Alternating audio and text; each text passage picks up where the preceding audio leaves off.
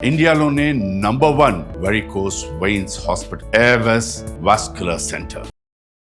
నమస్తే రమగారు. నమస్తే జయ. రమగారు, ఈ నెలలో రాఖీ పౌర్ణమి ఉంది. మరి పౌర్ణమి యొక్క విశిష్టత? శ్రావణ పౌర్ణమి చాలా విశేషమైన పౌర్ణమిగా చెప్పబడుతుంది. జంఝాల పౌర్ణమిగా చెప్తారు. పూర్వం నుంచి మన ప్రాంతపు ఆచారం ఏంటంటే, ఈ రోజున ఎవరైతే జంధ్యం ధరిస్తారో, ఉపవీతాన్ని ధరిస్తారో వాళ్ళు యజ్ఞోపవీతాన్ని మార్చుకునే విధానం ముఖ్యమైనది ఇందులో ఒకటి. తర్వాత ఈ ముందు మనం ఉత్తరాయణ పుణ్యకాలం నుంచి మొదలుపెట్టి ఉపనయన క్రియలు నిర్వహించి ఉంటారు కొంతమంది బాలవటువులకి. ఎవరెవరు ఉపనయనం చేసుకున్నారో వాళ్ళకి శ్రావణ ఉపాకర్మ అని చేస్తారు. మళ్ళీ ఒక చిన్న యజ్ఞం అది చేసి దీనికి ఒక ప్రత్యేక మంత్ర విధానం ఏదో ఉంటుంది, వాళ్ళకి మాత్రమే పరిమితం. అది మన చిన్నప్పటి నుంచి మనకి క్యాలెండర్లో కూడా శ్రావణ ఉపాకర్మ అని రాయబడి ఉండేది. మా చిన్నప్పటి వెంకటరామ క్యాలెండర్లలో వాటిల్లో కనపడేది. అట్లాగే ఇప్పుడు కనిపించట్లేదు. ఇప్పుడు అంటే కొంచెం క్యాలెండర్లు చూడడం తగ్గించాం, ఇప్పుడు కూడా కనిపిస్తుంది. ఒకసారి క్యాలెండర్ చూడండి, చూద్దాం ఏం రాశారో చూద్దాం. చూడండి, శ్రావణ ఉపాకర్మ. నేను వెంకటరామనే తెప్పించాను. వెంకటరామానే పట్టుకొస్తాం. వెంకటరామ. వరలక్ష్మి వ్రత జంఝాలియో ఋగ్వేద ఉపాకర్మ తైత్తిర్యానం వాజసనే ఈనాంచ ఉపాకర్మ. వాజసనే ఈనాంచ వాజసనుల కంటే అందరిది ఉపాకర్మ ఈరోజే. వేరువేరు ఇవి ఉంటాయి గోత్రాలు, వీళ్ళకి ఏమంటారు తెగలు కొంచెం తేడా ఉన్న వాళ్ళు కూడా వేరువేరు ఏమనాలంటే వైదికులులో కొంచెం తేడా ఉంటుంది. కొంతమంది ఋగ్వేదం వాళ్ళు ఉంటారు. యజుశాఖ ఏ శాఖకి సంబంధించిన వాళ్ళైనా సరే ఇవాళే ఉందట. యజుశాఖ, కృష్ణ యజుశాఖ ఒకటి ఉంటుంది. తర్వాత ఋగ్శాఖ అని కూడా ఋగ్వేద శాఖ వాళ్ళు కూడా ఉంటారు. ఓకే, అన్ని శాఖలకి ఇంచుమించుగా వాళ్ళకు కూడా ఉపాకర్మ. హయగ్రీవోత్పత్తి, వికనస జయంతి, రాఖీ పౌర్ణమి ఇన్ని రాశారు. జంఝాల పౌర్ణమికి ఈ రోజున హయగ్రీవ జయంతి కూడా చెప్పబడుతుంది. దాని మీద చెప్తాం చూడు. ఈ ఉపాకర్మ చేసుకునే విధానం ఒకటైతే మామూలు వాళ్ళందరూ జంధ్యాలు మార్చుకుంటారు. తర్వాత ఈ రోజున హయగ్రీవుడు అంటే ఈ హయగ్రీవ అవతారం ఎవరు? విష్ణుమూర్తి మనకి ప్రఖ్యాతంగా చెప్పబడే దశావతారాలు కాకుండా ఆయన మొత్తం 21 అవతారాలుగా చెప్తారు. అందులో కపిల మహర్షి ఒక అవతారం అంటారు. ఈయన మన హయగ్రీవులు ఒక అవతారం. ఇంకా చాలా ఉన్నాయి. ఎప్పుడైనా వచ్చినప్పుడు 21 అవతారాలు చెప్పుకుందాం. తప్పకుండా అండి. బుద్ధావతారం అంటే బుద్ధుడుగా ఇప్పుడు మనం చెప్పుకునే బుద్ధిజం బుద్ధుడు కాదు, విష్ణువు కూడా ఒక బుద్ధావతారం ఉంది. అలాంటి కథ కూడా ఒకటి కనపడుతుంది. ఈసారి ఎప్పుడైనా ఒకసారి వివరంగా చెప్దాం. అయితే ఈ హయగ్రీవ స్వరూపుడు ఏంటంటే ఈయన వేదాలని రక్షించాడని, శుద్ధ జ్ఞాన స్వరూపుడుగా హయగ్రీవుణ్ణి గురించి చెప్తారు.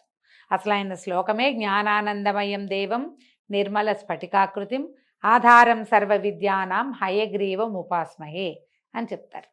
అన్ని విద్యలకి ఆధారభూతుడు హయగ్రీవుడే. ఆయన నుంచి విద్యలు ఉద్భవించినాయి.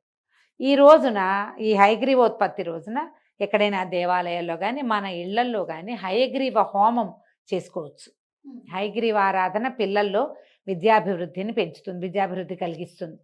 పిల్లలు చదువుల్లో ముందుకెళ్లాలన్నా, ఏదైనా ప్రత్యేక దాంట్లో సీట్లు కావాలన్నా వీళ్ళు హయగ్రీవ హోమం చేసుకుంటే మంచిది. హయగ్రీవ ఆరాధన మనకి హైదరాబాద్లో అయితే ప్రఖ్యాతంగా నేను ఒక దేవాలయం చెప్పగలను. మనము యాదగిరి గుట్ట నుంచి తిరిగి వచ్చేటప్పుడు హయగ్రీవ స్వామి దేవాలయం ఉంది. ఇప్పుడు కొత్త రూట్లో నేను వెళ్ళలేదు జయ, ఇంకా వెళ్ళల.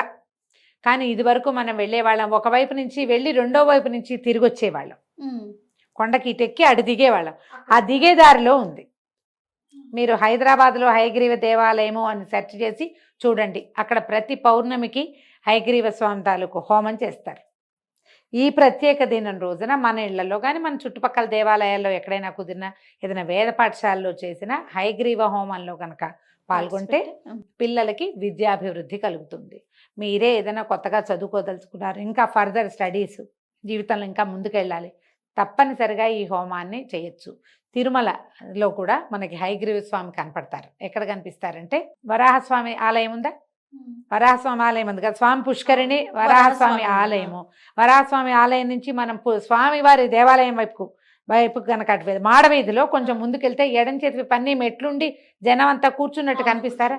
ఆ పైన ఒక మఠం ఉంది, అక్కడ హయగ్రీవ స్వామి దర్శనం లభిస్తుంది మనకి.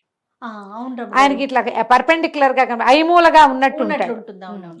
అక్కడ హయగ్రీవ స్వామి దేవస్థానం ఉంది. తిరుమల వెళ్ళినప్పుడు చక్కగా దర్శనం చేయండి. పిల్లలకి తప్పకుండా అక్కడ నమస్కారం చేయించండి. ఈ జ్ఞానానందమయం దేవం శ్లోకాన్ని నేర్పించండి, చెప్పించండి.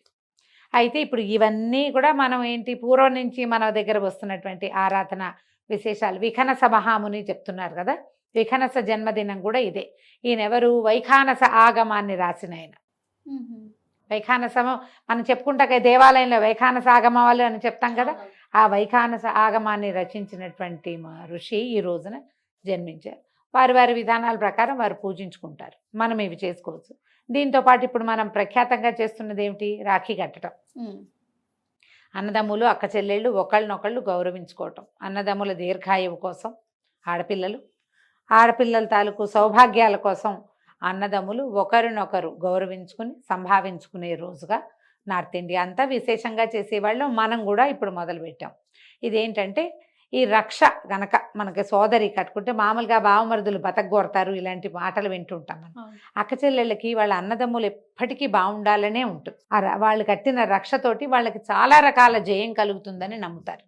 సంవత్సరం అంతా మనం అవంతా చేయలేం కాబట్టి ఈ ప్రత్యేక దినం రోజున మనం హిందీ సినిమాల నుంచి నేర్చుకున్నప్పటికీ మంచి విషయం కాబట్టి అన్నదమ్ములకి అక్క చెల్లెళ్ళకి చక్కగా రాఖీలు కట్టుకోవటం, ఒకళ్ళనొకళ్ళు గౌరవించుకోవటం, సంభావించుకోవటం, ఏదైనా బహుమతులు ఇవ్వటం, పెద్దవాళ్ళు అయితే చిన్నవాళ్ళని ఆశీర్వదించడం, నోరు తీపి చేసుకుని అన్నదమ్ములు అక్క చెల్లెళ్ళు మనం ఎప్పటికీ కలిసి ఉండాలని, ఎప్పటికీ కుటుంబ సంబంధాలు బాగుండాలని కదమ్మా.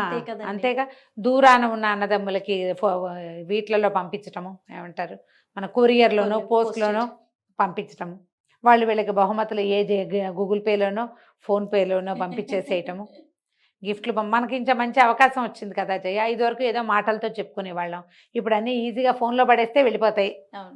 సులువు కదా, అక్కడెక్కడ బుక్ చేస్తే ఇక్కడికి చేరిపోతుంది. ఏదో రకంగా మీ తాలూకు కుటుంబ బాంధవ్యాల్ని మనం కాపాడుకోవటమే ఇది, అంతకంటే రెండోది ఏం లేదు. సరే మన పద్ధతి అయినా కాకపోయినా పూర్వం నుంచి వచ్చిన పురాణ గాథల్లో కూడా ఇలాగా రక్షాబంధనం గురించిన కథలు ఉన్నాయి. మనకి చరిత్రలో కూడా పురుషోత్తముడి కథల్లో చెప్తుంటారనమాట. ఆవిడ రాఖీ కట్టిందని, ఆ కథల్లో రాఖీ పంపిస్తే చేతి కట్టుకుంది. ఆమె భర్తని రాఖీ పంపించిన ఆవిడ భర్తని చంపే సమయానికి అది కనపడి ఆ అమ్మాయి అయ్యో ఆమె భర్తని నేనేం చేస్తానని చంపకుండా వదిలేశాడని ఇట్లాంటి కొన్ని కథనాలు చెప్తారు. ఇది నార్త్ ఇండియన్ కథలే అయినప్పటికీ కొన్ని కథలు అయితే ఖచ్చితంగా ఉన్నాయి. చరిత్రలో చాలా కాలం నుంచే మనకి ఇది నడుస్తూనే ఉంది. ఈ రాఖీలు మనకి ఇప్పుడు బాగా ఎక్కువ అయింది. మనకు కూడా మంచిదేనమ్మా, ఏ మంచిదైనా తీసుకోవాల్సిందే కదా. కాబట్టి హయగ్రీవ ఆరాధన చేయండి. వీటితో పాటు ఇంకొక విశేషమైన ఆరాధన చెప్తాను జయ నేను. ఏ పౌర్ణమి నాడైనా సరే మనం అమ్మవారిని ఆరాధిస్తే విశేషమైన ఫలితం లభిస్తుంది. పొద్దున ఏదో హయగ్రీవ ఆరాధన కుదిరితే చేసుకోండి. మీ ఇంట్లో జంజాలు మార్చుకునే విధానం ఉంటే మగవాళ్ళు వాళ్ళ జంజాలు వాళ్ళు మార్చుకుంటారు. సాయంకాలం శుభ్రంగా స్నానం చేసు, మీ శక్తియుక్తులు బట్టి కాళ్ళు చేతులు మొహం కడుక్కొని శుభ్రంగా బట్టలు మార్చుకొని చక్క పాలు పోసి బెల్లం వేసి క్షీరాన్నం తయారు చేయండి. కొద్దిగా ఏదైనా ఒక వెండి పాత్రలో కానీ బంగారు పువ్వు వేసిన వెండి కంచంలో కానీ పోసుకొని ఎక్కడ చంద్రకిరణాలు పడతాయో అక్కడ కూర్చోండి. ఈ పాయస పాత్రను అక్కడ పెట్టుకోండి. ఆ చంద్రబింబంలో అమ్మవారిని భావించి ఆమెకు షోడశోపచారాలు సమర్పించి లలితా సహస్రనామాన్ని చదువుకోండి. మీరు ఒక్కళ్ళే చదివినా మాకు ఓకే, మీరే మేము 3 సార్లు చదివేస్తామన్నా మరీ మంచిది. ఒక 5గురమో 19 మందో చుట్టుపక్కల అందరం కలిసి చదువుకుందాము, పారాయణ చేసుకుందాము అంటే విశేషించి లలితా పారాయణ చాలా మంచిది పౌర్ణమి నాడు. పిల్లల్లో ఏదైనా చిత్తచాంచల్య విధానాలు పద్ధతులు ఉన్నా, డిప్రెషన్స్ ఉన్నా, మానసికమైన ఆరోగ్యాలు బాగుండకపోయినా, పిల్లల పెళ్ళిళ్ళు వాళ్ళ భవితవ్యం పట్ల మీకు భయాలున్నా పౌర్ణమి నాడు అమ్మవారి ఆరాధన చాలా ఫలితం ఇస్తుంది. విశేషించి ఈరోజు చూడు ఎన్ని ఉన్నాయి ఇందులో. ఈ రోజున హయగ్రీవోత్పత్తి జరిగింది, విఘ్నస మహర్షి జన్మించారు, ఉపాకర్మలు జరుగుతాయి, అంతా ఉపాసన జరిగే సమయం కాబట్టి ఈ సమయంలో చేస్తే ఇంకా విశేషమైన ఫలితం లభిస్తుంది. కొంచెం వర్షాకాలం కాబట్టి వెన్నెల కనపడుతుందో లేదో మాత్రం చూసుకోండి. ఈ రోజున పౌర్ణమి నాడు విపరీతంగా వాన గీన వస్తే మాత్రం సుమారుగా ఏదో చేసుకుని దండం పెట్టుకోండి. కానీ మీకు వెన్నెల కనపడుతుంటే మాత్రం వెన్నెలని వృధాగా పోనివ్వబోకండి. చక్కగా కూర్చుని ధారాళంగా చదువుకోండి. లలితా సహస్రనామం చేసుకుని ఈ పాయసాన్ని అమ్మవారికి నివేదనగా సమర్పించి మిగిలిన పూజ పూర్తి చేసుకుని పాయసాన్ని ప్రసాదంగా స్వీకరించండి. ఇది చాలా ప్రభావవంతమైన ప్రసాదం. ఆ వెండి పాత్ర, అందులో క్షీరాన్నము, వెన్నెల ఇవన్నీ కూడా మంచివి. సంతోషం. ఎలా కుదిరితే అట్లా సుసంపన్నం చేసుకోండి. రాఖీ పౌర్ణమి శుభాకాంక్షలు. నమస్తే రమ్మగారు. నమస్తే జయ.